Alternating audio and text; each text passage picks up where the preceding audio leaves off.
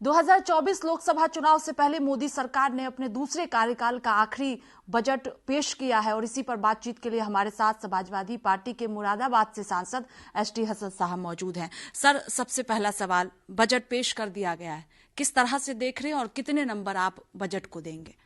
देखिए, बेहद ही निराशाजनक बजट है। जो हमें उम्मीदें थी, क्योंकि ये आखिरी बजट था, उस पर ये खरे नहीं उतरे।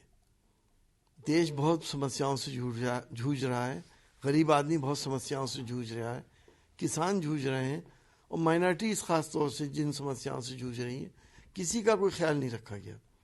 जो कुछ आप देख रही हैं वो एक इल्यूजन है, एक धोखा है कि इन्होंने 7 लाख टैक्स में छूट दे दी, लेकिन उस 7 लाख में जितनी भी सेविंग्स हैं अब उसका कोई कंसिडरेशन नहीं है। इससे बेहतर तो पिछली वाली रिजीम थी कि जिसके अंदर 5 लाख की छूट थी लेकिन सेविंग्स की रिबेट मिला करती थी। वो सब बंद हो गई। सरकार नहीं चाहती कि लोग सेविंग भी करें, अपना बुढ़ापे का सहारा पैदा करें। उसके अलावा किसान के लिए क्या करा? कहीं से आपने कुछ किसान के लिए नहीं किया। आपने खाद की सब्सिडी नहीं बढ़ाई। इस वक्त किसान की लागत और उसकी इनकम से बहुत ज़्यादा हो गई है। खाद बहुत महंगा हो गया है। डीएपी 1500 रुपये का कट्टा मिल रहा है। डीजल बहुत महंगा हो गया। लेबर बहुत महंगी हो गई। और किसान जो जब बेचने आता है तो वो सस्ता माल बेचता है, तो आपने उसके लिए एमएसपी तक का अनाउंसमेंट नहीं करा। हमें उम्मीद थी कि एमएसपी अनाउंस होगा। और इस वक्त जो बड़ी समस्या है वो आवारा जानवरों की है।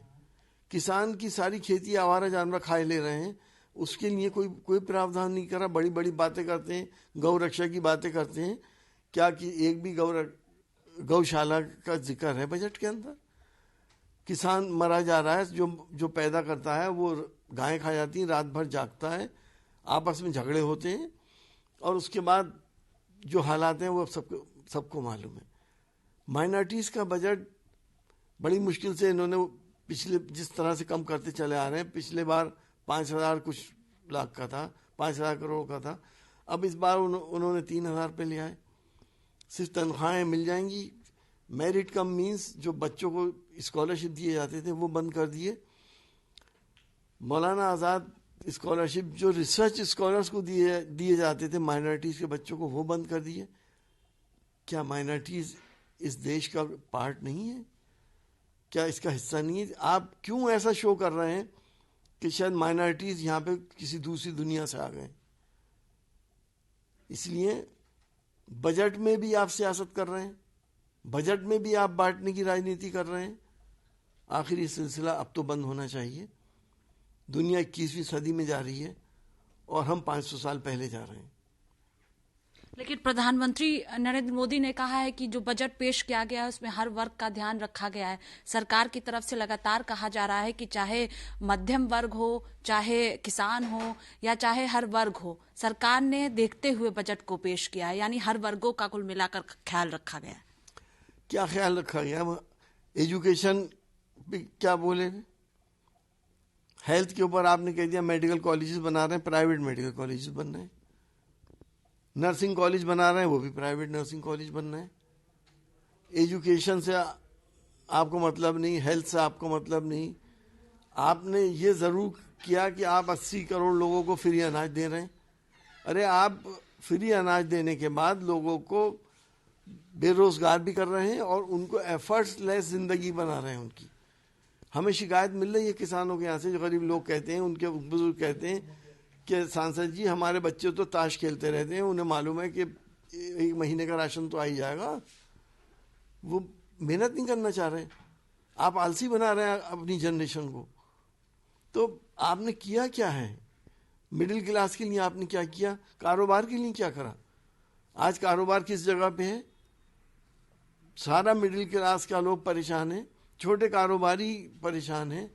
किसी के लिए क्या किया? जीएसटी आपने कम करा? आपने तो दूध और दही पे जीएसटी लगा रखा है। आपने बच्चों की पेंसिल कटर पे जीएसटी लगा रखा। हमें उम्मीद थी कि इस बार ये जीएसटी आप खत्म कर देंगे। कौन हिंदुस्तान का कोई एक व्यक्ति बता दिए जो टैक्स ना दे रहा हो?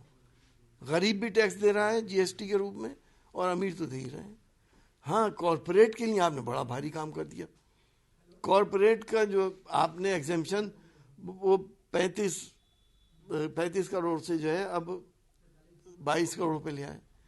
कॉरपोरेट तो आपके चहीते हैं, उनके लिए पूरी मेहरबानियां हैं, गरीब और मिडिल क्लास के लिए कोई मेहरबानी नहीं।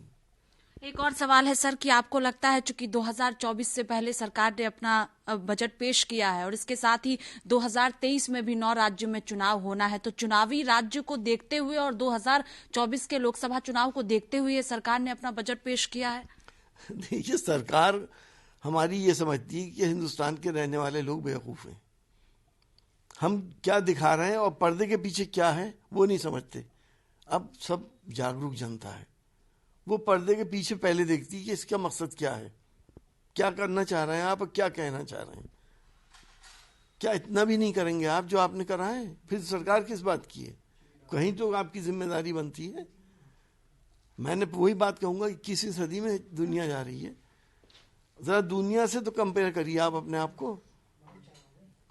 ठीक है, हमारी इमर्जिंग इकोनॉमी है, हमारे पास रिसोर्सेज बहुत हैं, हमारी जनसंख्या बहुत है, तो वो तो एक रेशो में बढ़ ही रहे हैं हम लोग आगे।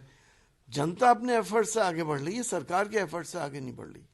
बहुत शुक्रिया बातचीत के लिए। देखिए, साफ तौर पर कहना है कि जो मोदी सरकार ने अपना बजट पेश किया है उससे कोई भी खुश नहीं है और किसी भी वर्ग का ध्यान बजट में नहीं रखा गया है। कैमरा पर्सन राहुल के साथ स्वाति पाठक, भारत समाचार, दिल्ली।